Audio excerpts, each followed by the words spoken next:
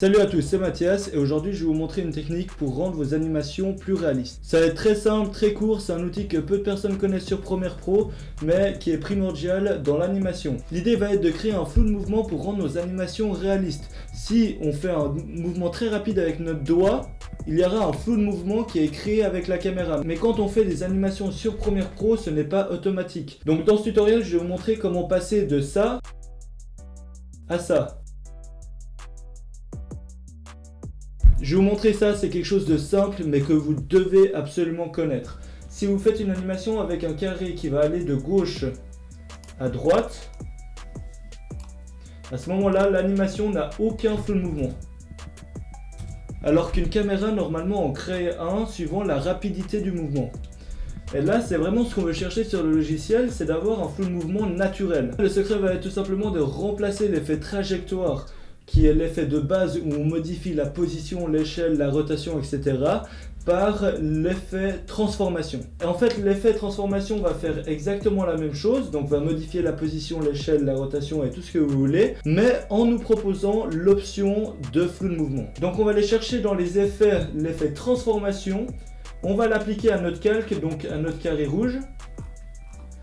Je vais réinitialiser l'effet trajectoire qui est l'effet de base vu qu'on va utiliser maintenant la transformation.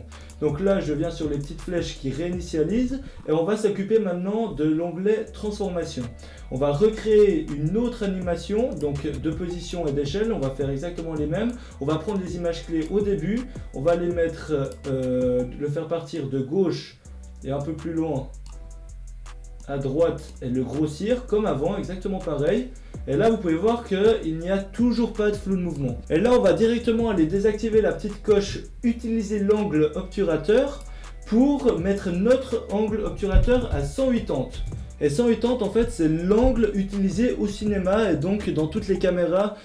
En fait l'angle le plus réaliste tout simplement. Et au final 180 c'est l'angle qu'il faut paramétrer sans trop se poser de questions. Il faut juste se dire que pour activer le flou de mouvement dans une animation, il faut tout simplement désactiver, utiliser l'angle obturateur et paramétrer l'angle d'obturateur à 180 degrés. Là mon animation est beaucoup trop lente comme vous pouvez le voir. On ne remarque pas trop le flou de mouvement. Du coup, je vais créer une animation beaucoup plus rapide en rapprochant les images clés. Et là, directement, on peut voir que le carré a un flou de mouvement déjà sur ces images de transition. Vous pouvez voir que le flou de mouvement est beaucoup plus marqué. Ce qui est vraiment bien avec cette technique, c'est juste quelque chose à activer et après, tout se fait naturellement. C'est quelque chose d'automatisé, c'est-à-dire que plus l'animation va se faire rapidement, plus il y aura un flou de mouvement à l'animation.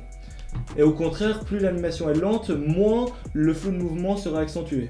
Donc là, on va rapprocher les images clés pour que vous puissiez vous rendre compte qu'une animation peut être vraiment très floue au final, tellement c'est rapide. Là, je sais pas, là j'ai 1, 2, 3 images, l'animation est faite, du coup forcément le flou de mouvement est vraiment très poussé. Je vous ai montré ça avec un carré rouge qui se déplace, mais typiquement si vous voulez faire une animation avec un texte, c'est exactement le même principe. Si vous voulez une animation avec le texte qui apparaît de haut en bas, vous allez créer des images clés, c'est-à-dire que là 3 ou 4 images plus tard il va arriver, là ça va ralentir pendant un bon moment parce qu'on veut que le texte soit lu, donc on va créer un autre point un tout petit peu plus bas, comme ça il se déplace toujours, et 2-3 images plus tard, il est tout en bas, on le voit plus. Donc l'animation de base ça donne ça. Voilà. Là vous pouvez voir que c'est vraiment pas clean parce que entre chaque image, il n'y a aucun flou de mouvement. Vous verrez bien que le flou de mouvement s'adapte à la vitesse de l'animation parce que on a plusieurs vitesses différentes tout simplement. Je désactive utiliser l'angle d'obturateur et le paramètre à 180 degrés. C'est fait. Vous pouvez voir que déjà c'est tellement rapide qu'on voit à peine le texte qui se déplace verticalement. Dès qu'il y a une animation beaucoup plus lente, le flou de mouvement n'est quasiment plus présent. Et dès que ça revient beaucoup plus rapide, là il est beaucoup plus accentué. En tout cas, c'était court, c'était concis, je voulais juste faire une vidéo pour vous partager cette petite technique, et si vous la connaissiez pas, je pense que ça peut faire kiffer.